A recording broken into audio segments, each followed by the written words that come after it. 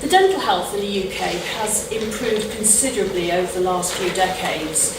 Indeed, in the 1950s, the common 21st birthday present for girls was a full set of dentures. Now that would be unheard of today, but dental caries still remains unnecessarily high. Furthermore, we now live longer and we want to keep our teeth for life, so it's important to think about not just preventing dental caries in children, but also in adults. So bearing this in mind, the aim of my presentation is to look at the dental evidence that was considered when revising the WHO guidelines for dietary sugars.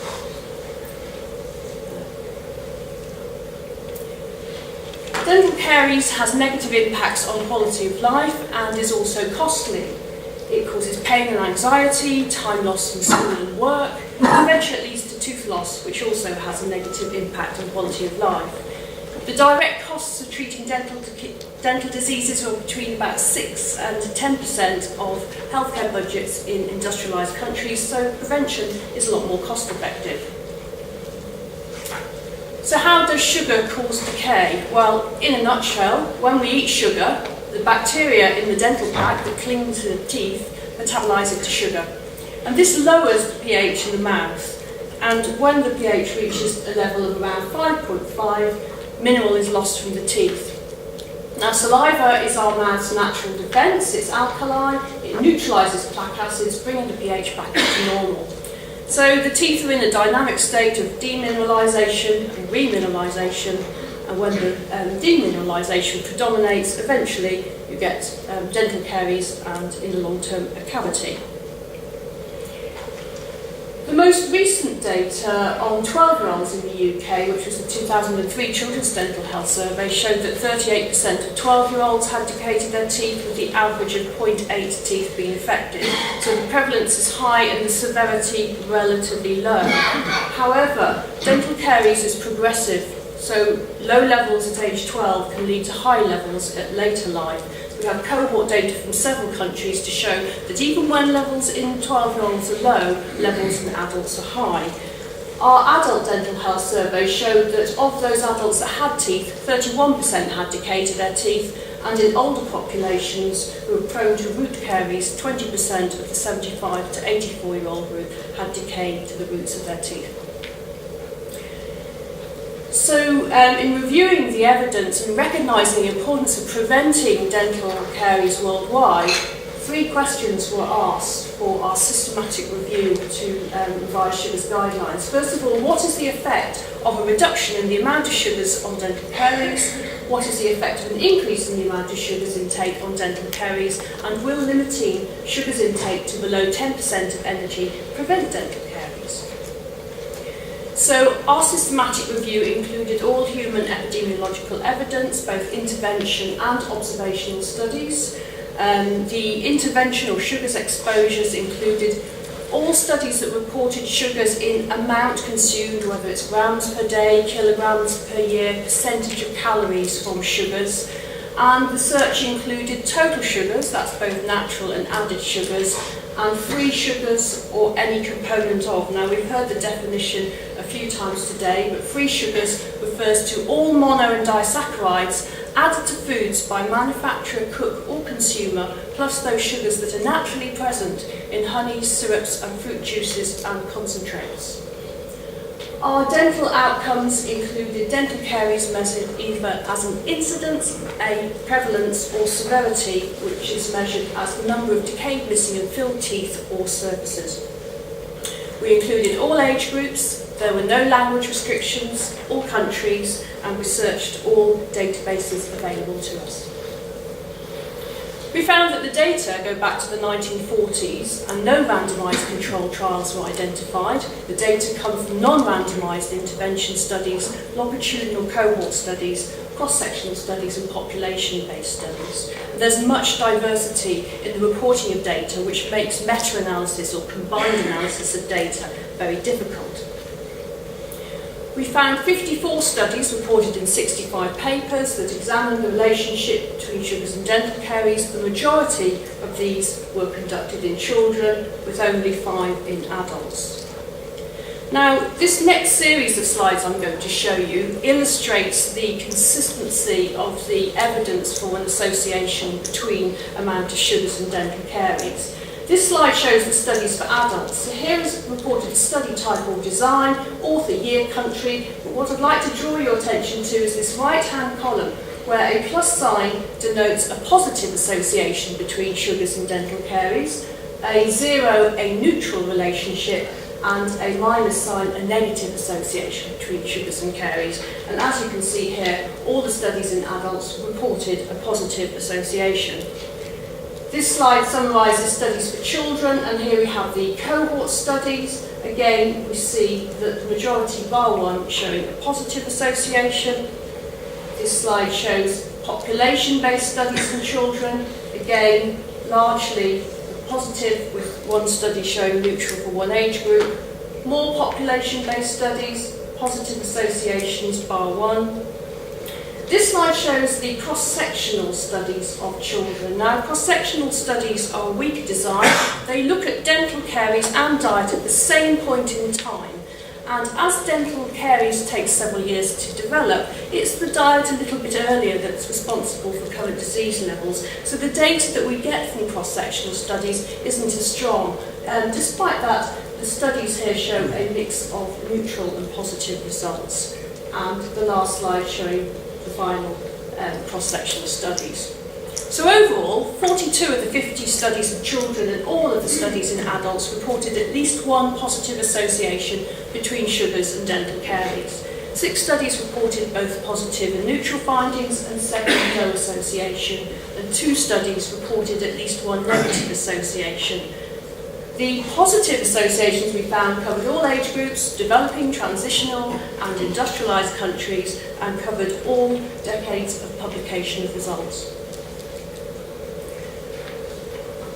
Our initial aim was to conduct a meta-analysis of all the data available to us, but this proved difficult due to the diversity in the way that the data were reported. First of all, there was a range of dental outcomes. For example, some studies measured the number of decayed missing and filled surfaces, or DMFS. Others, DMFT, the number of decayed missing and filled teeth. Some measured caries incidence, some changing caries over time, some the percentage of people in the population with caries. Some studies measured visible cavities, other studies using radiographic assessment. There was also variation in the types of sugars reported and the methods used for assessing sugars intake. And to just further complicate things, the comparisons made varied between studies. So some studies compared dental caries between high and low sugars consumers, whereas other studies compared sugar intakes between high and low caries groups. There was differences or sometimes lack of information on fluoride exposure. There was differences in variation in lengths of cohort studies. And so overall, one meta-analysis of the data wasn't possible, and neither was it possible to do meta-analysis within study type. But what we were able to do was some crude combined analysis for those studies that reported data in a similar way. Now, we've seen a lot of these style of graphs today. This is a crude analysis that pulls data across study types for data, studies where we had data where we could combine dental caries between those consuming above and below 10% of energy from sugars that reported dental caries as a continuous variable, i.e. the number of decayed missing filled teeth. Now, data points this side of the slide favour sugar below 10%, and this slide would favour above 10%. This data point here is for the combined analysis, and as we see, it favours low sugars. And this is another crude analysis pooling data across study types, and this time, again, it's comparing sugars intake below and above 10% of energy, but it's for the studies that reported the percentage of a population with dental caries. And again, we see that the data points, including the combined analysis, falls on the side of the graph favouring below 10% energy intake from sugars. Now, when doing a systematic review, one should always use the strongest and the best type of data available. Now, when we looked at dental caries, there were no randomised controlled trials. So the next strongest type of study to look at were the cohort studies. And listed here are the 8 cohort studies that we identified. They were all conducted in children, 4 in the permanent dentition, 4 in the primary dentition. All bar one of these studies found a positive association between dental caries and sugars intake. There was evidence of dose response in some studies and also of a large size effect. Now, these studies were entered into our grade analysis, which was described earlier by Jim Mann, and the quality of the evidence was classified as moderate. From these 8 studies, there were 5 studies that reported data that enabled us to compare levels of dental caries when the intake of sugars was below and above 10% of energy intake. And those are shown here. Again, Moynihan in Finnish children showed that those that had a sugars intake below 10% of energy had 0.5 decayed missing and filled teeth, compared with 1.4 in those children that had above 10% energy of sugars at age 10. Stixi and Blix in Sweden found in 13-year-olds that in the low caries group, the sugars intake was below 10% of energy, whereas in the high caries group, it was above 10% of energy. Ruggun in 11 and 12-year-olds in the UK found that the highest free sugars consumers developed 0.9 more dental caries over a year compared with the lower sugar group. Rodriguez in 3-year-old children in Brazil found that children were almost 3 times more likely to have high levels of dental caries when their free sugars intake was above 10% of energy compared with below 10% of energy. And Kyrialainen, also in Finland, showed that sugars intake in those that developed dental caries over a 1-year period was above 10% of energy, whereas in those that remained caries-free, sugars intake was lower than 10% energy. So we also did a grade analysis based on these 5 studies, and the quality of the evidence was classified as moderate. Now, despite these studies showing much lower caries in those that consumed below 10% of energy, they didn't show that sugars intake below 10% of energy eliminated dental caries. So this slide shows the same 5 studies, but here I've highlighted the levels of dental caries in the low sugars group, those consuming below 10% of energy. So Rodriguez found that children develop one cavity in a year. Kyrialainen reported no cavities in her group. Moynihan, the children with the low sugar developed 0.5 cavities. Ruggun, children developed 3.2 decayed missing and filled surfaces over a 2-year period. And Stixi and Blix, children developed between 0 and 2 cavities over a 1-year period. Now, these levels of decay are low, but we need to remember that dental caries is progressive, especially for the permanent dentition. These teeth are meant to last a lifetime. Dental caries is progressive, and these levels will become greater as age goes on. Now, this is my cartoon, so dentists in the audience, please excuse it. Just to illustrate that caries-free means cavities-free usually. In a lot of the studies we looked at, dental caries was measured at the cavities level, which is a late stage of disease. Dental caries has a long pre-cavitation phase where underneath the surface of the enamel there's a lesion, and over time the surface will cave in and a cavity will form at this late stage. So studies that just report cavities, such as those I previously shown, are giving a rather conservative estimate of the total dental caries activity. So bearing in mind that we found that restricting sugars to less than 10% of energy didn't eradicate caries, we went on to ask what would be the effect of restricting sugars intake to below 5% of energy, which is around 10 kilograms per person per year. Now, to answer this question, there weren't any cohort data, and so we had to rely on the population-based ecological studies that look at per capita sugars availability and compare it with dental caries levels. And the studies that we had were from meticulously conducted dental health surveys that were conducted in Japan around the time of World War II, when the per capita sugars availability decreased from around 15 kilograms per person per year to around 0.2 kilograms per person per year. So from the 3 national ecological studies that we identified, they enabled us to compare the levels of dental caries when sugars intake was below 5% of energy intake with when it was above 5% but below 10% of energy intake, or 10 kilograms per year compared with below 18.25 if you want to do the maths.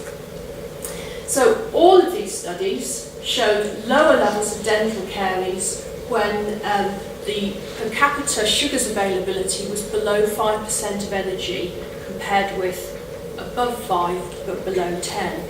And all of these studies showed strong correlations between sugars availability and dental caries and log linear relationships between sugars intake levels from 0.2 to 15 kilograms per person per year. And so these data suggest that there may be further benefits from reducing free sugars intake to levels below 5% of energy. Now, the grade analysis of these studies was conducted, but due to the risk of bias inherent in this study design, the classification of these data came out as very low quality. But we do need to interpret this alongside the knowledge we have that dental caries is progressive and the effects of sugars on the teeth are lifelong. So to bring my presentation to a conclusion, I'd like to summarise by saying there's consistent evidence of moderate quality to show that increasing intake of free sugars will increase risk of dental caries throughout the life course, and that reducing free sugars will reduce risk of dental caries.